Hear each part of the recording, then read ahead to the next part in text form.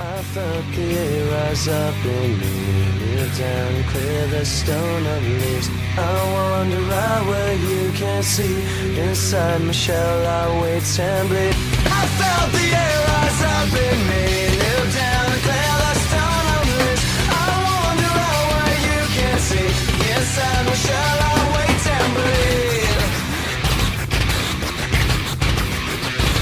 Goodbye, a woman of our town, the night is but of this time. Everything is turning fast for me. My ears are running cold, the air is standing straight up. This is not the way I picture me. I can't control my shakes. How the hell did I get here? Something about this so very wrong. I have to laugh out loud. I wish I didn't like this. Is it a dream or a memory? I felt the air rise up in me, kneel down and clear the stone of leaves. I wander out where you can see, inside my shell I wait and bleed. Get out of my head, 'cause I don't need this. Why didn't I say this? But I'm a pixel match where you're gonna die. I am still by just making my mind up and taking your breath away. I felt the air rise up in me, kneel down and clear the stone of leaves. I wander out where you can see, inside the shell I wait and bleed. I felt the air rise up in me, kneel down and clear the stone of leaves. I wander out where you can see, inside the shell I wait and bleed. Alright, ladies and gentlemen, welcome to World of Wrestling once again with another review from last night's show for NXT, July 15th, 2020. This show, I would have to say, was a pretty solid one.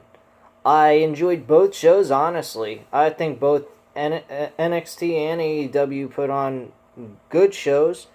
I didn't have much complaints. I will admit that the matchup out of nowhere with the NXT World Championship and North American Championship being defended out of nowhere with Dominik Dijakovic, I don't think they should have done that last night. I think that it was a great match. I'm not saying that the match was shit. I'm just saying that the match should have been done later. I think this was just another counter-react to what AEW is doing for the World Heavyweight Championship. And I think that's just what NXT was trying to do, which, you know, I'm finding that both NXT and AEW are trying to find reasons to doing what they're doing. Like, NXT is trying to find ways to stay on top in the ratings and so forth, while AEW is trying to explain why they're still winning technically, even though overall they're losing by default in ratings. So, I mean, honestly, I don't think that either one of these brands or promotions are really, they're really pretty much coming out and saying they want to win, which I think is great, but at the same time, I mean, one's going ahead and copying the other, while the other is just trying to make explanations and excuses to why they didn't really lose when they technically did. I mean, overall demographics of the 18 to 49 demo, I can understand, and that used to be a big thing even back when WCW and WWE was a war. But still, when you're not reaching 1 million viewers and your ratings are going down, I, as an owner of the company, would be a bit concerned about that. And, I mean, honestly, in every promotion, both Raw, SmackDown, NXT, which is all under the WWE banner, and then AEW's ratings are dropping too, that's a bit of a concern to me. But it could be a sign because of the virus. It could be because people are not interested. I hope it's not that reason. I think people are just more concerned about this virus. They're probably looking up more about the news, seeing what's going on.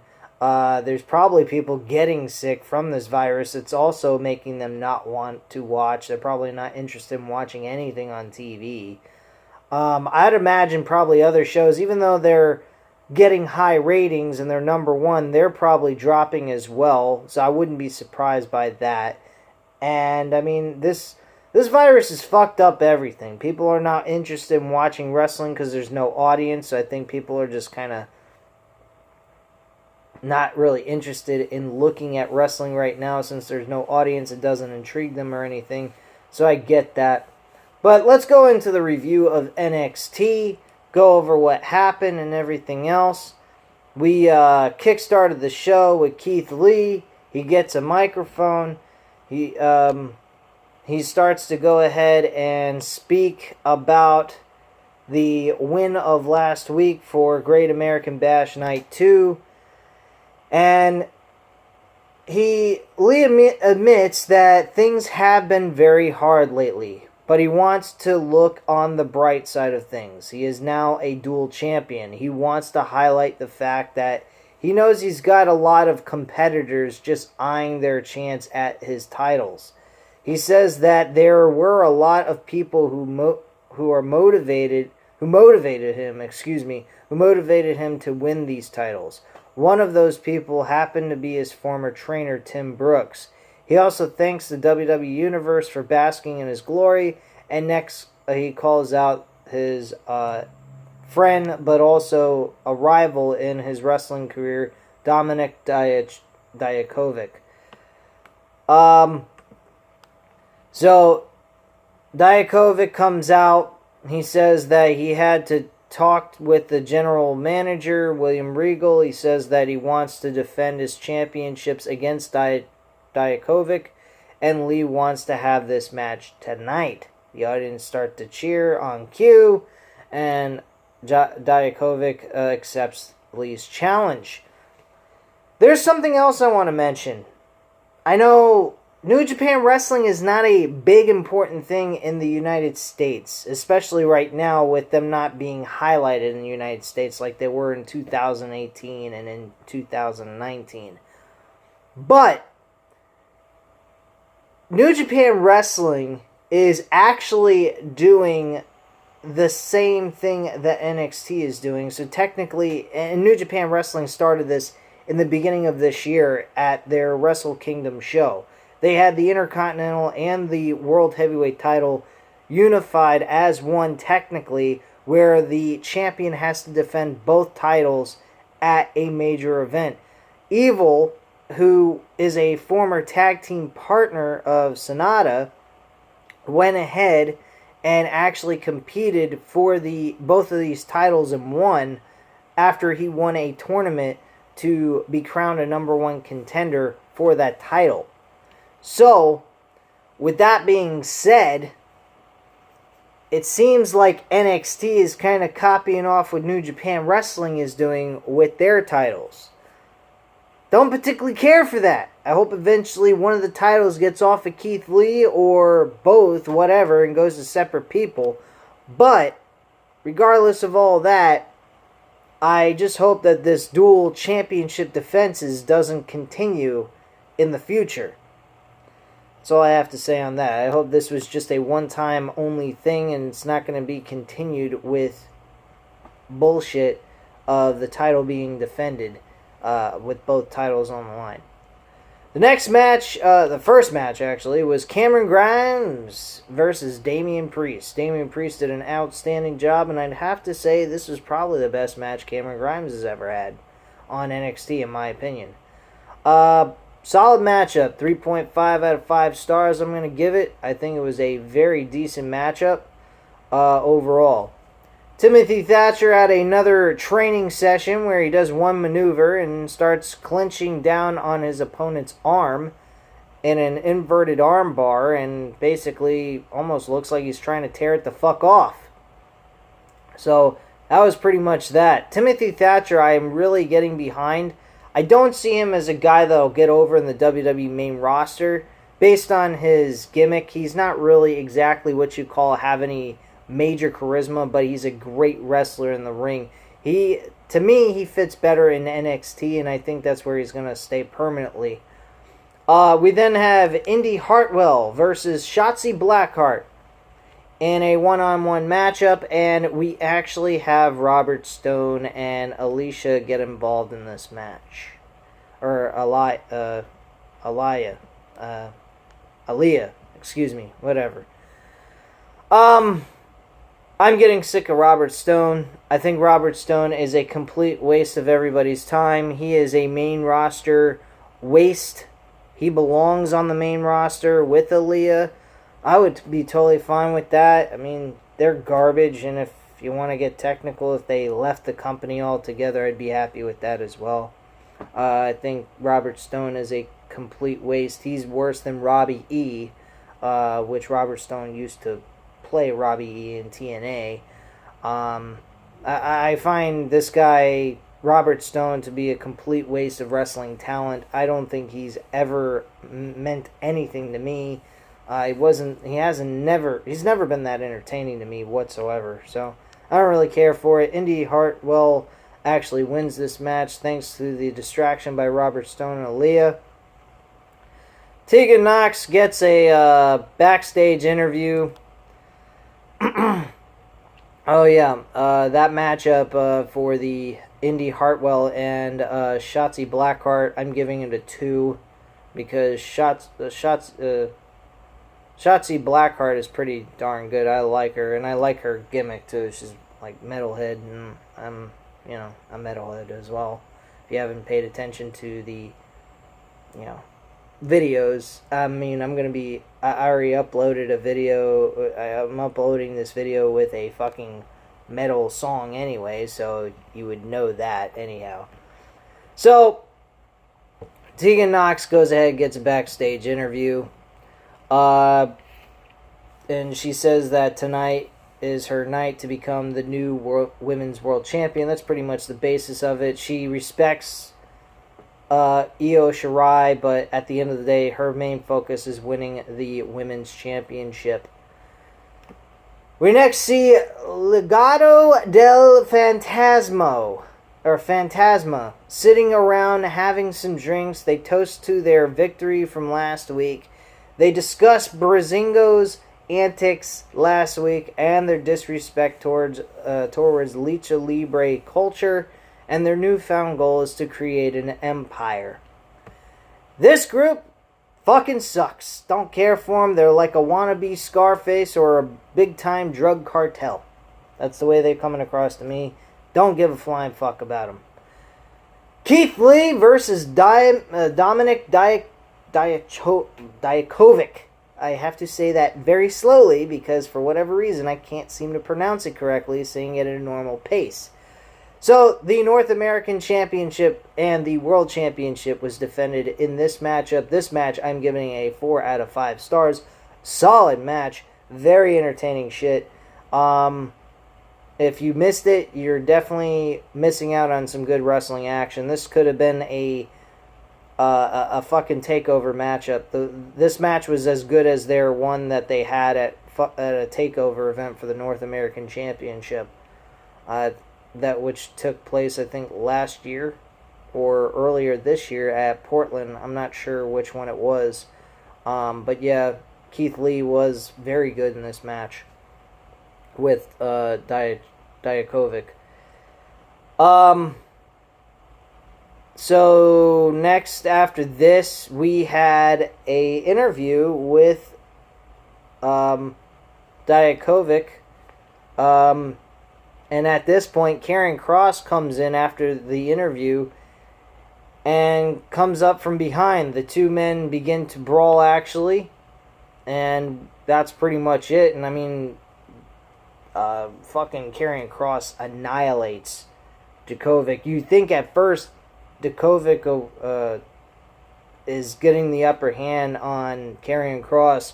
But Karrion Kross is being pushed as this fucking beast of a monster. And I'll tell you what, guys, this guy is a tough son of a bitch. I was saying this while I was watching this segment. My God, if I was Impact Wrestling, if I was the owner of the company, I'd have given this guy whatever I could afford to keep him in Impact Wrestling. This guy is a fucking beast.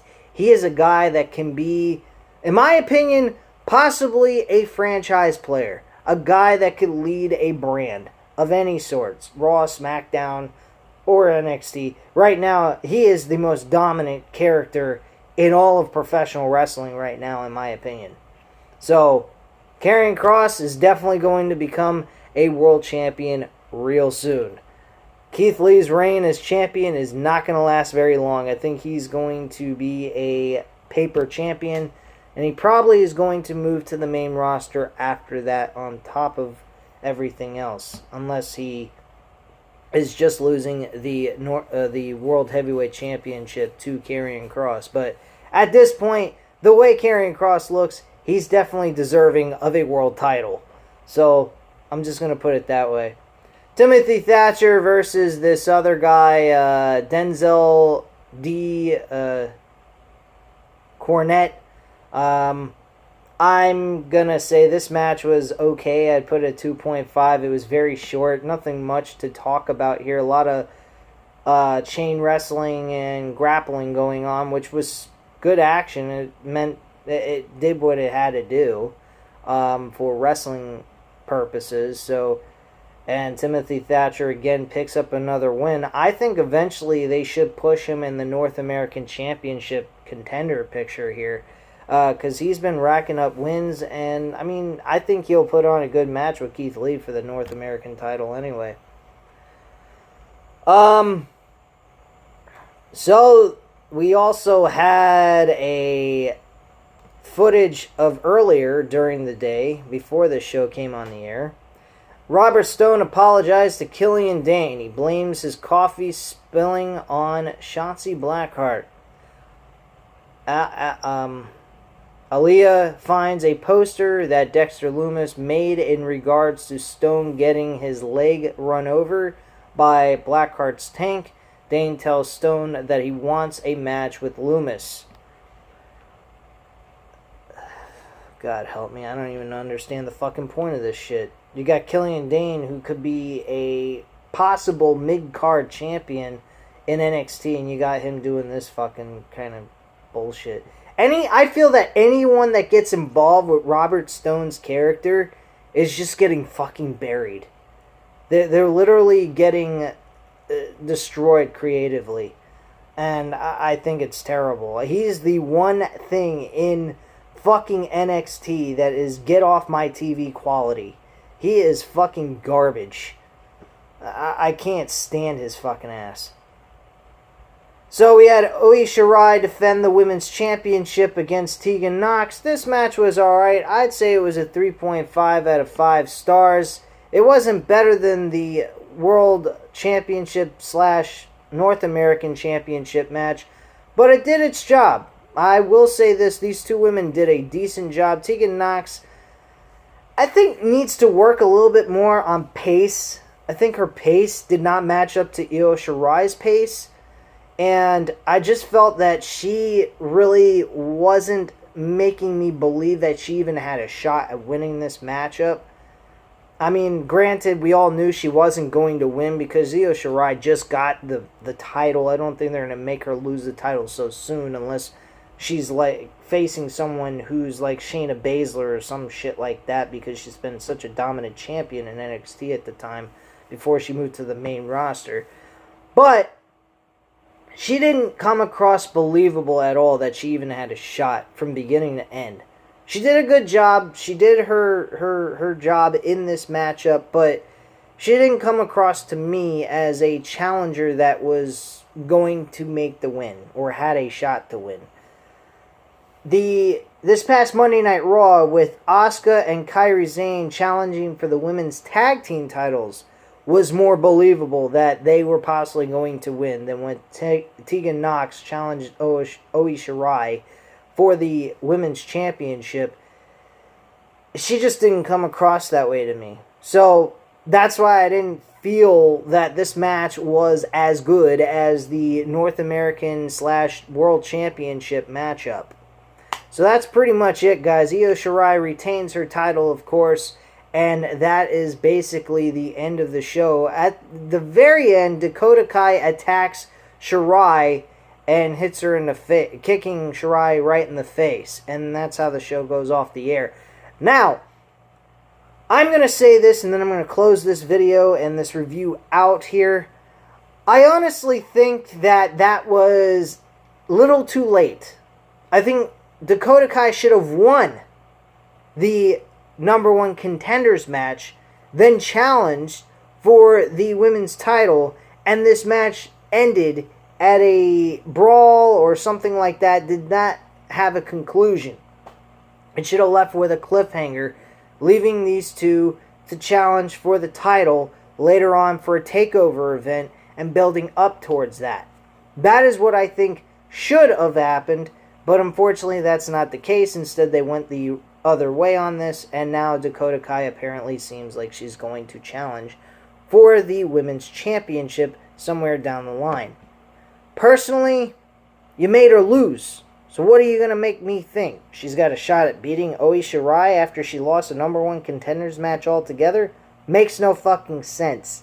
That's the one criticism I will make about this whole build after the Women's Championship match ended. So the way they're building this up is not in the right, it's not in the right direction. So that's pretty much my opinion, guys. Leave your comments and opinions down below. I'll definitely get back to you on that. Hit the like button if you like this video. And of course, as always, if you're not subscribed to the channel, subscribe now. And I thank you very much for watching. Have a great night, guys. Bye.